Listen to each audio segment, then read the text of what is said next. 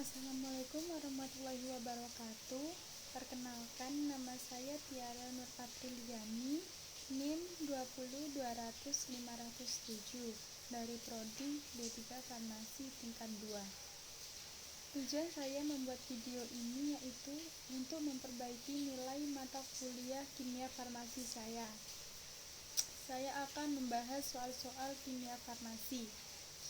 Yang pertama, saya akan membahas soal UTS terlebih dahulu. Nomor 1, manakah senyawa berikut yang bersifat amfipatik?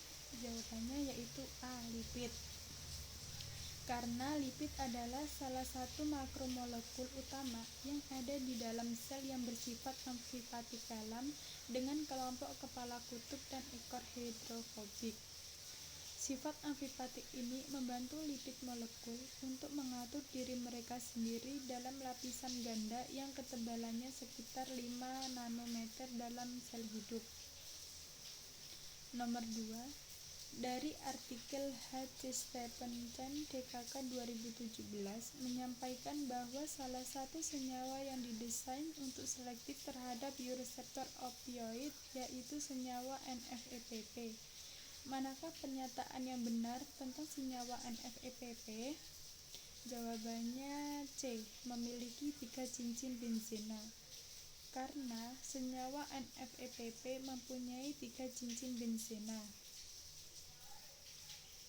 Nomor 3, dari artikel Samuel Eshin 2015 menjelaskan bahwa reseptor muskarinik memiliki subtipe yaitu M1-M5 yang berfungsi sebagai media penghambat atau inhibisi yaitu subtipe.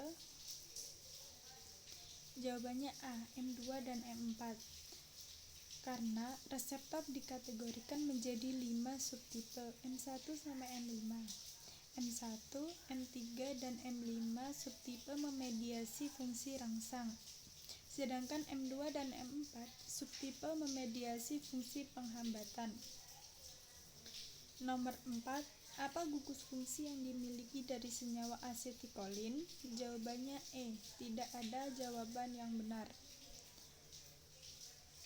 Mengapa? Karena menurut artikel Samuel Eshin 2015, asetikolin atau ACH merupakan neurotransmitter yang terdiri dari ester asam asetat dan kolin dan efektif dalam mengatur plastisitas dan gairah di antara banyak fungsi lainnya. Neurotransmisi kolinergik merupakan faktor penting dalam pengaturan fungsi kognitif, khususnya dalam pembelajaran dan memori 4 serta perhatian. Nomor 5 yaitu dari artikel Stefan M. Noha DKK 2017 yang menunjukkan snapshot akhir dari simulasi perhitungan molekular dinamis sebagai gambar berikut. Dari data diperoleh adanya interaksi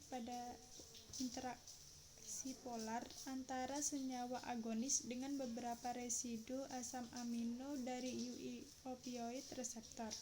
Apa jenis interaksi tersebut? Jawabannya A, ikatan hidrogen saja.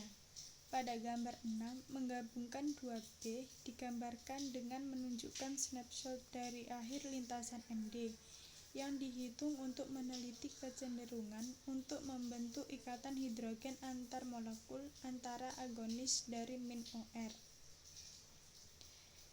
Berikutnya saya beralih ke soal UAS yang nomor 6. Pada artikel Gregory Sliwowski DKK 2014 yang telah membahas tentang pengembangan obat untuk menghambat helikase pada virus hepatitis C, obat tersebut mengalami beberapa modifikasi. Perhatikan gambar berikut. Obat tersebut merupakan generasi 1 yang mampu menghambat helikase virus hepatitis C dengan membentuk sebuah ikatan dengan beberapa asam amino. Apakah asam amino yang dimaksud? Jawabannya yaitu C, arginin pada posisi 393 dan cysteine pada posisi 431. Karena penulis telah mengidentifikasi 2 ligan dapat berinteraksi untuk menghambat aktivitas helikase. Yang pertama, ARG393 yang berinteraksi dengan untai DNA, dan yang kedua CYS431 yang terletak 10 dari ARG393 yang atom belerangnya dapat mengikat ligan ke DNA situs mengikat. Nomor 7, apa sih yang dimaksud sisi hidrofobik? Jawabannya A. Sisi yang nonpolar. Mengapa? Karena nonpolar itu tidak larut dalam air. Nomor 8, dari artikel Neha Choudhary DKK 2019 membahas interaksi beberapa senyawa dengan reseptornya. Perhatikan gambar berikut. Senyawa aktif yang dimaksud yaitu, jawabannya A. Asam valerat. Karena di artikel referensi PC 501 menunjukkan jawaban dari asam valerat. Nomor 9, dari artikel King Tong Zhou DKK 2019 menggunakan GPCRS dari 45 kelas A. Berapa total struktur yang tersedia? Jawabannya A. 234.